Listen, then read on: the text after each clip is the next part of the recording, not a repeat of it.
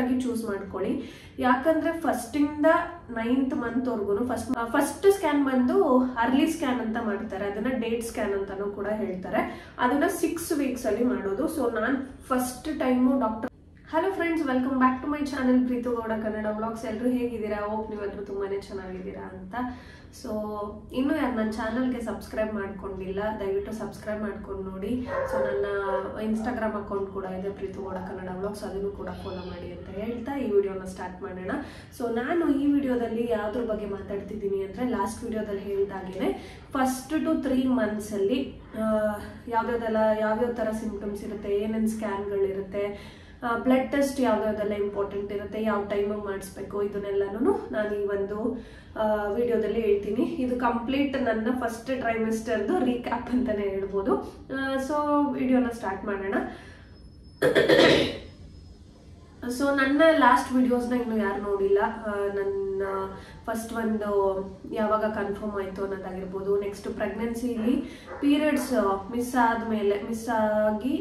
ಆಗೋಕ್ಕಿಂತ ಮುಂಚೆ ಏನೆಲ್ಲ ಸಿಂಪ್ಟಮ್ಸ್ ಇರುತ್ತೆ, ಅಂದರೆ ಪ್ರೆಗ್ನೆನ್ಸಿ ಕನ್ಫರ್ಮ್ ಆಗೋಕ್ಕಿಂತ ಮುಂಚೆ ನಿಮ್ಗೆ ಏನೆಲ್ಲ ಸಿಂಪ್ಟಮ್ಸ್ ಇರುತ್ತೆ ಅನ್ನೋದ್ರ ಬಗ್ಗೆ ನಾನು ವಿಡಿಯೋನ ಮಾಡಿದ್ದೀನಿ. ಇನ್ನೂ ಯಾರು ಅದನ್ನ ಚೆಕ್ ಮಾಡಿಲ್ಲ, ನನ್ನ ಯೂಟ್ಯೂಬ್ ಚಾನಲಲ್ಲಿ ಹೋಗಿ ಚೆಕ್ ಮಾಡಿ ಅಂತ ಹೇಳ್ತೀನಿ. ಸೊ ಒಂದಷ್ಟು ಪ್ರೆಗ್ನೆನ್ಸಿ ಸೀರೀಸ್ನ ನಾನು ಮಾಡ್ತೀನಿ ಅಂತ ಹೇಳಿದ್ದೆ. ಸೊ ದಯವಿಟ್ಟು ವಿಡಿಯೋಸ್ನ ನೋಡಿ ಸಪೋರ್ಟ್ ಮಾಡಿ ಅಂತ ಹೇಳ್ತೀನಿ. ಆ್ಯಂಡ್ ನ್ಯೂ ಮಾಮ್ಸ್ ಯಾರಿದ್ದಾರೆ ನಿಮ್ಮ ಒಂದು ಸರ್ಕಲಲ್ಲಿ ಅವ್ರಿಗೆ ಶೇರ್ ಮಾಡಿ, ಸೊ ಅವ್ರಿಗೆ ಯೂಸ್ಫುಲ್ ಆಗ್ಬೋದು ಅಂತ ಅಂದ್ಕೊಂಡಿದ್ದೀನಿ.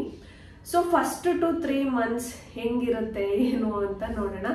ಸೊ ನಮ್ಮ ಮೈಂಡಲ್ಲಿ ಪ್ರೆಗ್ನೆಂಟ್ ಅಂತ ಅಂದರೆ ಒಂದು ತಲೆಗೆ ಬರೋದು ಫಸ್ಟು ವಾಮಿಟಿಂಗ್ ಇರುತ್ತೆ, ಫುಲ್ಲು ಬರೀ ವಾಮಿಟಿಂಗೇ ಇರುತ್ತೆ ಅಂತಾನೆ ಅನ್ಕೊಂಡಿರ್ತೀವಿ. ಬಟ್ ಅದು ತಪ್ಪು, ಎಲ್ರಿಗೂ ಇರಲ್ಲ. ಯಾರೋ ತುಂಬ ಒಂದು 100% ಮೇ ಬಿ 50% ಇರ್ಬೋದು, 50% ಇರಲ್ಲ.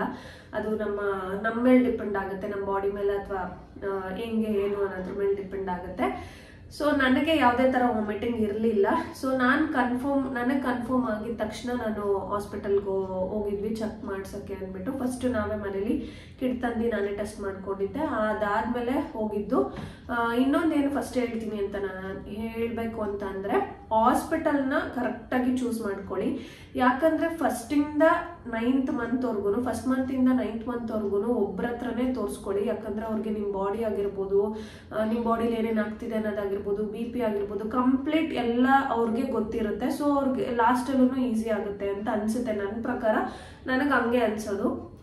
ಇವಾಗ ಒಬ್ರೊಬ್ರು ಏನು ಮಾಡ್ತಾರೆ ಅಂದರೆ, ಇವಾಗ 1 ತಿಂಗಳು ಇಲ್ಲಿ ತೋರಿಸಿರ್ತಾರೆ, ಇನ್ಯಾರೋ ಒಬ್ರು ಹಲ್ ಚೆನ್ನಾಗಿದೆ ಅಂತ ಇನ್ನೊಂದು ಕಡೆ ನಾನು ತೋರಿಸಿದ್ದೆ ಹಲ್ ಚೆನ್ನಾಗಿದೆ ಅಂತ ಹೇಳ್ತಾರೆ. ಸೊ ಅಲ್ಲಿಗೆ ಶಿಫ್ಟ್ ಆಗ್ತಾರೆ. ಇನ್ಯಾರೋ ಒಬ್ರು ಇನ್ನೊಂದು ಹೇಳ್ತಾರೆ ಅಂತ ಅಲ್ಲಿಗೆ ಶಿಫ್ಟ್ ಆಗ್ತಾರೆ.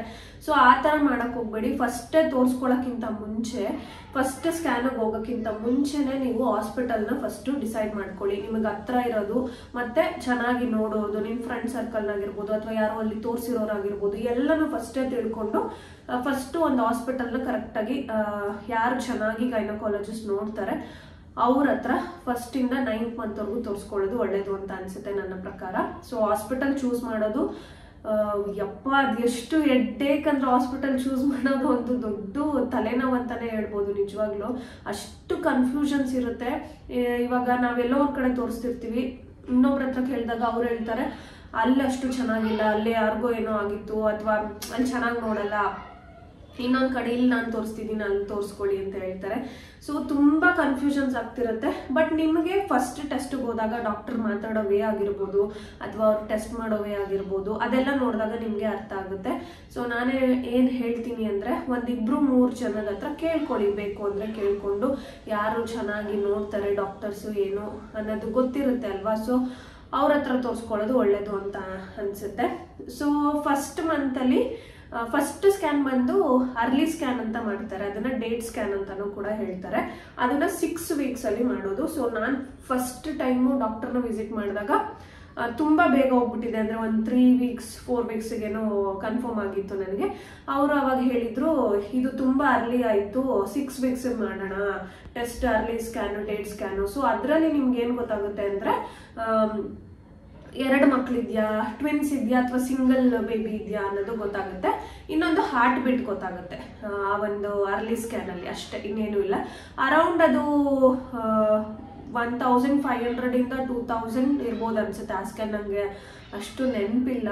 ನನ್ನ ಸ್ಲಿಪ್ಸ್ ಎಲ್ಲ ಹುಡುಕ್ತೆ, ಅದು ಎಲ್ಲಿದೆಯೋ ಗೊತ್ತಿಲ್ಲ ನನಗೆ ಇವಾಗ. ಸೊ ಅರೌಂಡ್ ಅಷ್ಟು ಇರ್ಬೋದು ಆ ಒಂದು ಸ್ಕ್ಯಾನ್ಗೆ ಅಷ್ಟೇ.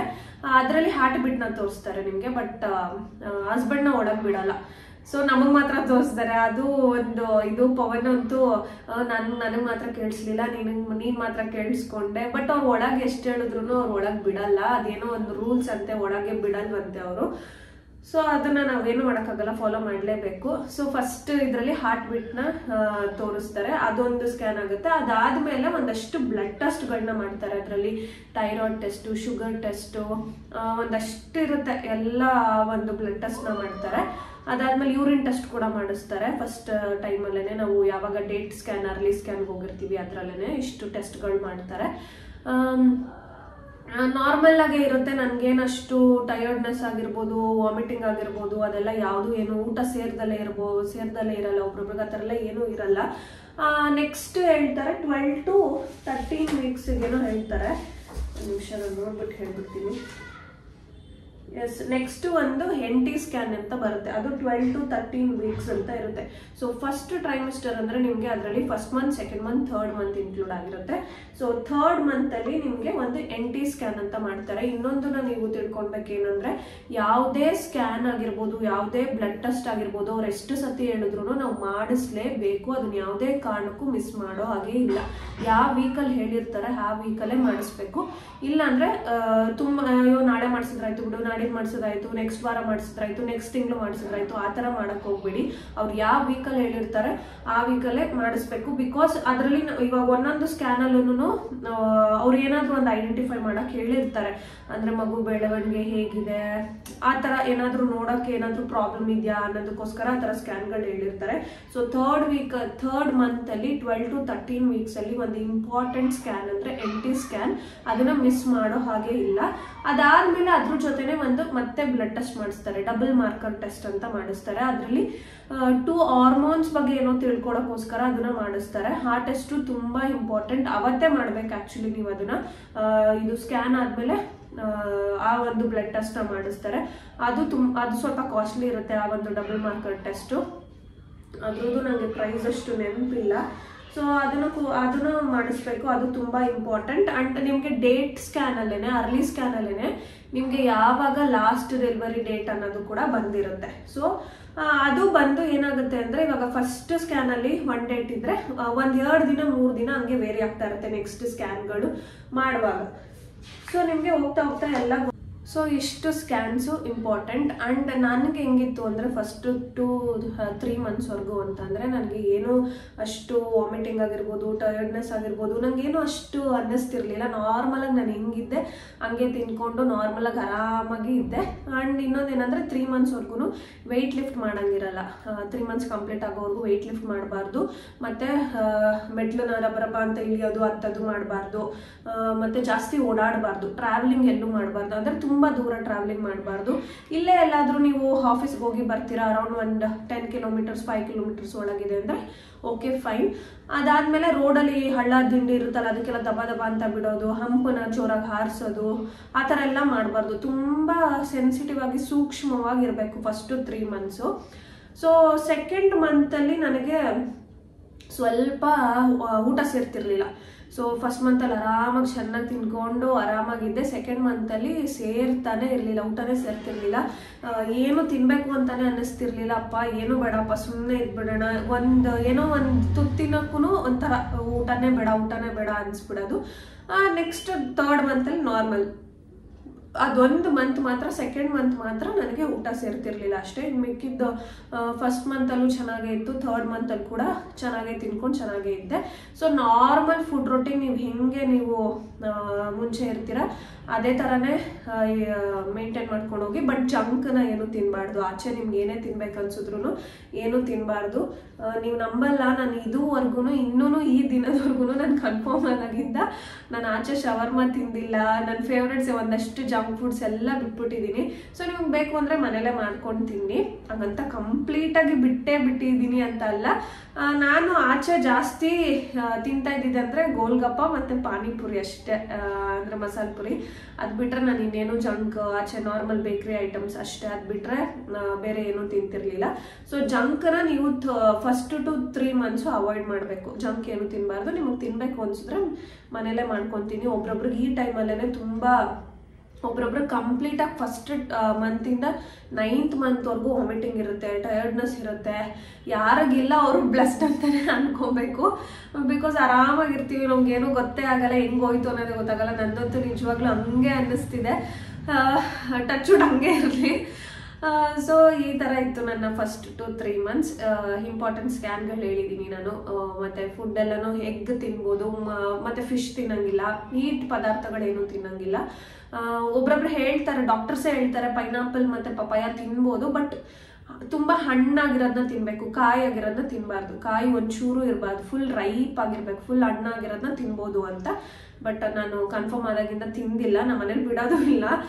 ಹೀಟ್ ಪದಾರ್ಥಗಳನ್ನ ತಿನ್ನೋಕ್ಕೆ ಯಾರೂ ಒಪ್ಪಲ್ಲ. ಇವಾಗ ಫುಲ್ ಇದಾಗಿದೆ, ಹಣ್ಣಾಗಿದೆ ಅಂದ್ರೂ ಅವ್ರು ತಿನ್ಬೇಡ ಅಂತಾನೆ ಹೇಳ್ತಾರೆ. ಬಟ್ ಅದೇನೋ ಒಂಥರ ನಮ್ಮ ಮನ್ಸಿಗೆ ಸಮಾಧಾನ ಇರಲ್ಲ. ಸೊ ಬೆಟರ್ ತಿಂದೇ ಇರೋದೇ ಒಳ್ಳೇದು ಅಂತ ಅನ್ಸುತ್ತೆ. ಇನ್ನೊಂದೇನಂದ್ರೆ, ನೀವು ಈ ಒಂದು ಫಸ್ಟ್ ಕನ್ಫರ್ಮ್ ಆದಾಗಿಂದ ನಿಮ್ಮ ಒಂದು ಫುಡ್ ರೊಟೀನ್ನ ಒಂದು ಸ್ವಲ್ಪ ಚೇಂಜ್ ಮಾಡ್ಕೊಬೇಕು. ಸೊ ಬೆಟರ್ ನೀವು ಆ ಫ್ರೂಟ್ಸ್ನ ಎರಡೂ ಅವಾಯ್ಡ್ ಮಾಡೋದು ಒಳ್ಳೇದು ಅನಿಸುತ್ತೆ. ನಿಮ್ಮ ಫುಡ್ ರೊಟೀನಲ್ಲಿ ಸ್ವಲ್ಪ ಫ್ರೂಟ್ಸು, ವೆಜಿಟೇಬಲ್ಸು ಮತ್ತು ಡ್ರೈ ಫ್ರೂಟ್ಸು ಇದನ್ನು ಜಾಸ್ತಿ ಇನ್ಕ್ಲೂಡ್ ಮಾಡ್ಕೊಳ್ಳಿ. ಸೊ ಆರೆಂಜಸ್ನ ಜಾಸ್ತಿ ತಿನ್ನಿ, ಮತ್ತು ಇದು ಆ್ಯಪಲ್, ದಾಳಿಂಬೆ ಹಣ್ಣು ಇದನ್ನೆಲ್ಲ ಸ್ವಲ್ಪ ಜಾಸ್ತಿ ತಿನ್ನಿ. ಮತ್ತು ಡ್ರೈ ಫ್ರೂಟ್ಸ್ ನಿಮಗೆ ಏನು ಇಷ್ಟ ಆಗುತ್ತೆ ಆ ಡ್ರೈ ಫ್ರೂಟ್ಸ್ನ ತಿನ್ನಿ ಅಂತ ಹೇಳ್ತೀನಿ. ಸೊ ಇಷ್ಟೇ, 1 to 3 months ಇಷ್ಟು ಆರಾಮಾಗಿರುತ್ತೆ, ಏನು ಅಷ್ಟೊಂದು ಇದಿರಲ್ಲ. ವಾಮಿಟಿಂಗ್ ಇರೋರಿಗೆ ಸ್ವಲ್ಪ ಕಷ್ಟ ಆಗ್ತಾ ಇರುತ್ತೆ. ಸೊ ಸ್ವಲ್ಪ ಅದನ್ನು ನೀವು ಏನೂ ಮಾಡೋಕ್ಕಾಗಲ್ಲ, ತಡ್ಕೊಳ್ಳೇಬೇಕು. ಆ್ಯಂಡ್ ಸ್ವಲ್ಪ ಕೋಲ್ಡ್ ಮಾಡ್ಕೊಳ್ಳೋದು ಆ ಥರ ಎಲ್ಲ ಏನೂ ಮಾಡ್ಕೊಳಕ್ಕೆ ಹೋಗ್ಬೇಡಿ. ಈ ಒಂದು ಪ್ರೆಗ್ನೆನ್ಸಿ ಜರ್ನಿಲಿ ತುಂಬ ಹಿಂಸೆ ಆಗುತ್ತೆ. ಟ್ಯಾಬ್ಲೆಟ್ಸ್ ತೊಗೊಳಂಗಿರಲ್ಲ, ಸ್ಟೀಮ್ ತೊಗೊಳಂಗಿರಲ್ಲ, ಈ ಥರ ಎಲ್ಲ ಇರುತ್ತಲ್ವ. ಸೊ ಬಾಡಿನ ಜಾಸ್ತಿ ಕೋಲ್ಡ್ ಮಾಡ್ಕೊಳಕ್ಕೆ ಹೋಗಬೇಡಿ, ಆಯಿತಾ. ಸೊ ಇಷ್ಟ, ಈ ಒಂದು ವಿಡಿಯೋ ನಿಮಗೆ ಯೂಸ್ಫುಲ್ ಆಗಿದೆ ಅಂತ ಅನ್ಕೊತೀನಿ. ಏನಾದರೂ ಯೂಸ್ಫುಲ್ ಆದರೆ ಪ್ಲೀಸ್ ನನ್ನ ಚಾನಲ್ನ ಸಬ್ಸ್ಕ್ರೈಬ್ ಮಾಡ್ಕೊಳ್ಳಿ, ಆ್ಯಂಡ್ ಲೈಕ್ ಮಾಡಿ, ಶೇರ್ ಮಾಡಿ, ಕಮೆಂಟ್ ಮಾಡಿ. ಆ್ಯಂಡ್ ನೆಕ್ಸ್ಟ್ ವಿಡಿಯೋದಲ್ಲಿ ಸೆಕೆಂಡ್ ಟ್ರೈಮಿಸ್ಟರ್ ಬಗ್ಗೆ ಮಾತಾಡೋಣ. 4th month, 5th month ಮತ್ತು 6th month. ಆ್ಯಂಡ್ 5th monthಲ್ಲಿ ನಿಮಗೆ ಲೈಟಾಗಿ ಹೊಟ್ಟೆ ಮೇಲೆ ಲೈನ್ ಬರ್ತಾ ಇರುತ್ತೆ. ಸೊ ಅದೊಂದು ಸ್ಟೋರಿ ಇದೆ ನಂದು. ಸೊ ಅದನ್ನು ನೆಕ್ಸ್ಟ್ ವಿಡಿಯೋದಲ್ಲಿ ಮಾತಾಡೋಣ. ಅದ್ರ ಬಗ್ಗೆನೇ ನಾನು ಒಂದು ವಿಡಿಯೋನ ಮಾಡ್ತೀನಿ. ಅದನ್ನು ಯಾರು ಏನು ಭಯ ಪಡ್ಕೋಬೇಡಿ, ಅದೊಂದು ಹಾರ್ಮೋನ್ ಚೇಂಜಸ್ಗೆ ಆಗೋವಂಥದ್ದು. ಸೊ ಅದು ಕಂಪ್ಲೀಟ್ ಇನ್ಫಾರ್ಮೇಷನ್ನ ನಾನು ಒಂದು ನೆಕ್ಸ್ಟ್ ವಿಡಿಯೋದಲ್ಲಿ ಹೇಳ್ತೀನಿ. ಸೊ ಅದಕ್ಕಾಗಿ ನೀವೇನು ಮಾಡಬೇಕು, ನನ್ನ ಚಾನಲ್ನ ಸಬ್ಸ್ಕ್ರೈಬ್ ಮಾಡ್ಕೊಬೇಕು, ಆ್ಯಂಡ್ ಪಕ್ಕದಲ್ಲೇ ಇರೋ ಬೆಲ್ ಐಕಾನ್ನ ಕ್ಲಿಕ್ ಮಾಡ್ಕೊಳ್ಳಿ. ಸೊ ನಾನು ಯಾವುದೇ ವಿಡಿಯೋನ ಹಾಕಿದ್ರೆ ನಿಮಗೆ ನೋಟಿಫಿಕೇಶನ್ ಬರುತ್ತೆ, ಆ್ಯಂಡ್ ಪಟ್ ಅಂತ ನೀವು ಆ ವಿಡಿಯೋನ ನೋಡ್ಬೋದು. ಸೊ